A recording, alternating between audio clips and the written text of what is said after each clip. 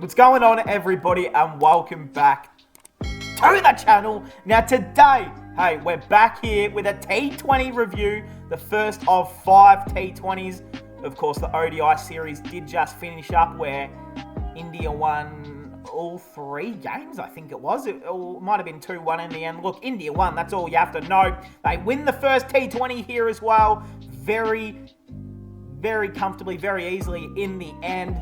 But hey, if you guys are new, subscribe. You like cricket, subscribe. You want to keep up to date with all the cricket news across the world, just subscribe here. This is your one place.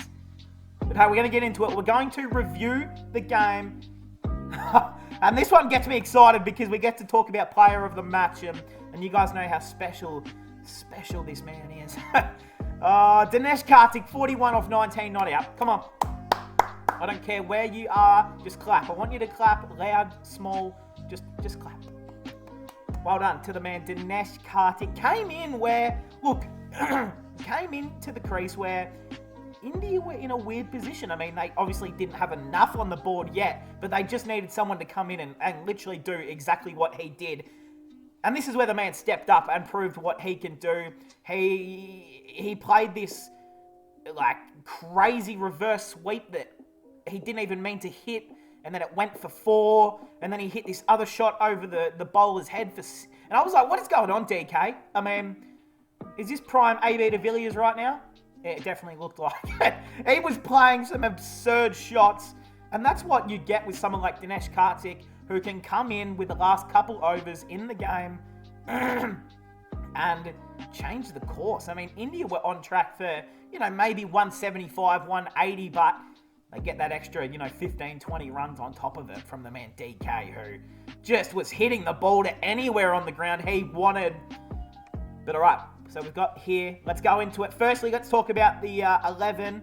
So no Ishan Kishan, which I thought was a little bit weird. I mean, I thought, to be honest, before this match, I thought that Shubman Gill was in the squad and I thought he was going to play. So firstly, I got a bit excited for the man Gill. He's not even in the squad. He's not even going to play, so that sucks. But what they did here, India, is open with, of course, the skipper. And Suryakumar Yadav came into that opening position, looked okay. I mean, look, we know that he's got potential to bat wherever he wants. But someone like Ishan Kishan on the bench, I mean, even, Shubman Gill on the bench. I mean, like, is this the opening pair that they're really going to go with at the World Cup? Or...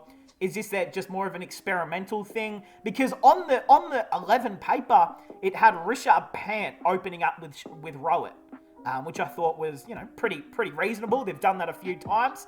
And then the man Yadav walked out there. So it will be interesting. Obviously, no Kohli, who, can open all 3. There's no KL Rahul, no Ishan.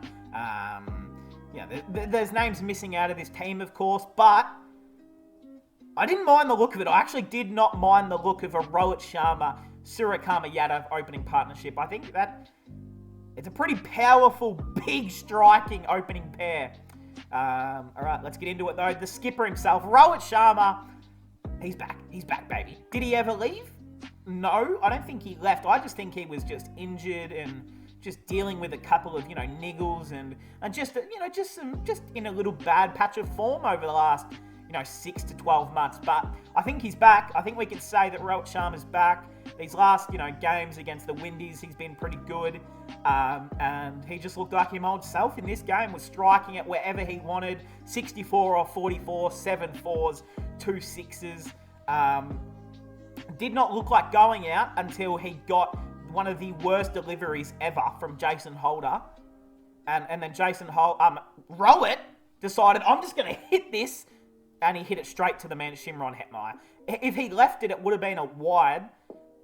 But he got a bit too selfish, Rohit. He just said, this is in my zone. I'm sending it to Jupiter. He sent it straight to Shimron Hetmeyer. A little bit different. But hey, an impressive 64. And to be honest, this is... if you are an Indian fan, this should fill you with so much joy seeing the man Rohit Sharma do good, because...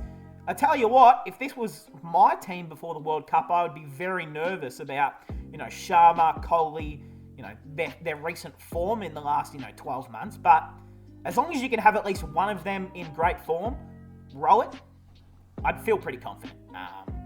Yeah, Suryakumar Yadav, again, 24 of 16, 3 fours, a 6. We know what he brings to the table. He looked really good until he went out. Pretty self-explanatory. Shreyas Iyer at number 3. I did not understand this. Now, I can understand why they reward him for his ODI form. I can understand that. But I don't know. To be honest, I would have rather just played Pant at number 3, Iyer at 4. I would have just rather played an extra batsman maybe than an extra bowler. Maybe you could have sat out, maybe Bishnoi or Ashwin maybe if you had to. But look, I mean, they won so easily, it doesn't really matter. But it's just, none of 4. Like, that's not what you want. Yeah, that's okay. We move on. Rishabh Pant, 14 off 12. Again, just no one really got going until Dinesh Karthik towards the end and Rohit Sharma at the start. It's not like it was this incredible team batting display. It was 2 players doing everything, essentially. So, Hardik Pandya, he went for 1. Jadeja, he went for 16. So, they were looking at anything under 180 at one point. Until the man, the saviour himself, the king, Dinesh Karthik, came out there and hit 41 off 19. 4 fours and 2 6s, a strike rate of 215. He was incredible. And again, the fact that India are going to have this wild card, Dinesh Karthik, at the World Cup this year, batting at 7 to 8. Like, bro, that is a depthy team, and we're going to see it in the World Cup this year. Dinesh Karthik will win, a game or 2 off his own bat, and the whole world will just be in awe of Dinesh Karthik. It'll happen. But we know, everyone knows here what Dinesh Karthik can do. It'll just be all the casual cricket fans. They will watch the man Dinesh Karthik at the World Cup and they'll realise, this guy, I used to watch him back in 2004. What's he still doing? He's still pretty good. Ravi Ashwin, 13 off 10 as well. So, look, 190 to finish off the game. Look, plenty of runs on the board. Always going to be enough, in my opinion. The windy bowlers. Oh, brother. They need to fix their bowling lineup and they need to do it ASAP. It's just not good enough, to have Jason Holder 1 for 50 off 4. I mean, he bowled rubbish. The man Odin Smith, ooh, he's lucky. He's very lucky that he only bowled the 2 overs because he went for 18. I mean, Akil Hussain, he was very, very good. He was the only bowler who I would say was very, very good. I mean, Alzari Joseph took 2 wickets, but went for 46. He didn't really impress me with anything either. I didn't really see anyone who was impressive, except for that man, Akil Hussain. That's really it, who went 1 for 14 off 4. So, look, the West Indies, they need to find someone who is, going to be their star, young, key, pace bowler. They need someone like a Marco Jansen or I'm trying to think of, or Cameron Green or I was going to say Shaheen Afridi, but he's a bit too old now. But you guys get what I'm saying. If the West Indies had a young superstar, up and coming fast bowler who could, bowl 145, swing the heck out of the bowl. Imagine if they had Jofra Archer right now. That is what the West Indies team needs, is a healthy Jofra Archer.